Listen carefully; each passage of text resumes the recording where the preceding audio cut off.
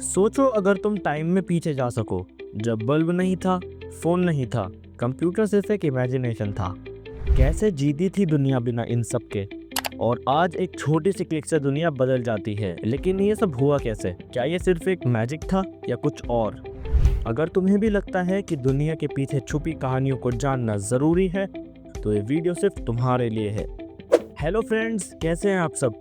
दोस्तों, हमारे चैनल में ट्रिक्स मोशन में आपका स्वागत है। आज हम क्लास 7th की साइंस की न्यू बुक क्यूरियोसिटी के chapter number 1 the ever evolving world of science को पढ़ेंगे। इस चैप्टर में हम बहुत से इंपॉर्टेंट क्वेश्चंस के आंसर ढूंढने वाले हैं। तो फ्रेंड्स, अब हम chapter number 1 the ever evolving world of science को स्टार्ट कर लेते हैं। दोस्तों, अगर आपने ग्रेड 6 में क्यूरियोसिटी के साथ अपना सफर एंजॉय किया था, तो अब हम और आगे बढ़ने वाले हैं इस वंडरफुल वर्ल्ड ऑफ साइंस में। ये सिर्फ एक टेक्स्ट बुक नहीं, बल्कि एक इनविटेशन है नए क्वेश्चंस पूछने का, खुद एक्सपेरिमेंट्स करने का और उन चीज़ों को समझने का जो हमारे आसपास हैं। साइंस छोटी से छोटी चीज़ों जैसे एक लीफ के सेल से लेकर दूर आसमान में चमकते तारे तक सब कुछ कवर करता है। कभी हम घर के सामान के साथ एक्सपेरिमेंट्स करेंगे, तो कभी डिस्कस करेंगे कि पानी ज़मीन के नीचे कैसे फ्लो करता है। इस बुक का एक मज़ेदार पार्ट है इसके पेज नंबर्स। ध्यान से देखो, ये एक बटरफ्लाई की फ्लाइट और एक पेपर प्लेन की उड़ान को फॉलो करती है। जैसे बटरफ्लाई और पेपर प्लेन फ्रीली फ्लाई करते हैं, वैसे ही लर्निंग भी तभी होती है जब क्यूरियोसिटी होती है। क्या आप जानते हो कि पेपर प्लेन की आइडिया ने ही रियल में एयरप्लेन बनाने की इंस्पिरेशन दी थी? अर्ली इन्वेंटर्स ने बर्ड की फ्लाइंग ऑब्जर्व करके नए फ्लाइंग मशीन्स बनाए। इसी तरह आप भी इस बुक के हर पेज के साथ नए आइडियाज एक्सप्लोर करो, नए वंडर्स डिस्कवर करो और खुद अपने लिए साइंटिफिक वर्ल्ड के नए रास्ते खोलो। ये चैप्टर आपकी थिंकिंग को चैलेंज करेगा, आपके नॉलेज को बढ़ाएगा और आपको एक एक्सप्लोरर बनने में हेल्प करेगा। ये चैप्टर हमें सिर्फ नए फैक्ट्स नहीं बताता, बल्कि एक नई सोच सिखाता है, जहां हम क्यूरियोसिटी से सवाल पूछते हैं और आंसर्स ढूंढने के लिए एक्सपेरिमेंट्स करते हैं। साइंस एक प्रोसेस है जो हमें डीपर क्वेश्चंस पूछने के लिए इंस्पायर करता है, जैसे कि चीज़ें कैसे काम करती हैं, नेचर में पैटर्न्स का क्या मतलब है। इस चैप्टर में हम क्लासरूम के बाहर निकलकर रियल वर्ल्ड में एक्टिविटीज़ और एक्सपेरिमेंट्स के जरिए चीज़ें समझने की कोशिश करेंगे। हम देखेंगे कि ह्यूमन एक्टिविटीज़ का एनवायरनमेंट और सोसाइटी पर क्या इम्पैक्ट होता है। ये चैप्टर हमें सिर्फ डिस्कवरी नहीं, बल्कि रिस्पॉन्सिबिलिटी भी सिखाता है। हम पढ़ेंगे डिफरेंट ब्रांचेस जैसे फिजिक्स, केमिस्ट्री, बायोलॉजी और अर्थ साइंस के बारे में, और देखेंगे कैसे एक टॉपिक दूसरे से जुड़ा होता है। जैसे इमेज में दिखाया गया है, एक आम फ्रूट बास्केट से सवाल उठता है कि कुछ फ्रूट्स खट्टे क्यों होते हैं, या जब हम हल्दी का दाग धोते हैं तो उसका रंग बदल क्यों जाता है। ऐसे ही छोटी छोटी ऑब्जर्वेशन से साइंस की बड़ी दुनिया शुरू होती है। चलिए फ्रेंड्स, अब हम एक्सप्लोर करते हैं कुछ मज़ेदार एक्टिविटीज़ जिसमें हम यूज़ करते हैं इलेक्ट्रिक बैटरीज, वायर्स और बल्ब्स, ताकि हम जान सके कि कौन से मटेरियल से बल्ब ग्लो करता है। ये हमें ले जाता है क्लासिफिकेशन ऑफ मटेरियल्स की तरफ, जैसे मेटल्स और नॉन मेटल्स। जैसे फिगर में दिखाया गया है, एक छोटी सी सर्किट बनाकर हम सीखेंगे कंडक्टिव और नॉन कंडक्टिव मटेरियल्स के बीच का फ़र्क। फिर हम पढ़ेंगे चेंजेस के बारे में, जैसे कुछ चेंजेस रिवर्सिबल होते हैं, जैसे आइस का मेल्ट होकर वापस फ्रीज होना, और कुछ इरिवर्सिबल, जैसे फ्रूट का पकना या बैटरी का खत्म हो जाना।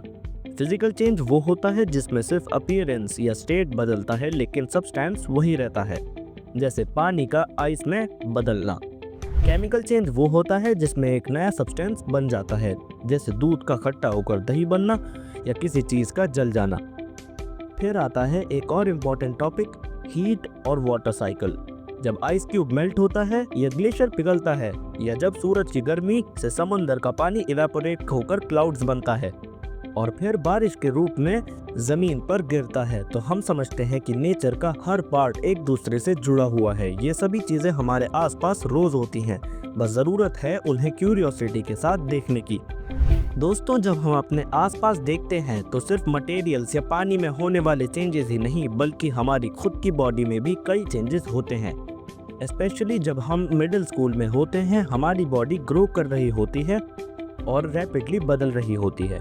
पर सिर्फ ह्यूमन से नहीं, एनिमल्स और प्लांट्स भी ग्रो करते हैं। उन्हें भी खाना चाहिए होता है, ब्रीथ करना होता है, ब्लड में बॉडी न्यूट्रिएंट सर्कुलेट करता है, और ये सब प्रोसेसेस उनकी सर्वाइवल के लिए ज़रूरी होते हैं। लेकिन एक सवाल, टाइम क्या होता है? क्लॉक या रिस्ट वॉच तो सिर्फ हमें टाइम बताते हैं, पर क्या आपने कभी सोचा है कि पहले के लोग टाइम कैसे मेजर करते थे? हमारे एंसेस्टर्स ने सूरज की शैडोज को ऑब्जर्व करके टाइम को समझा।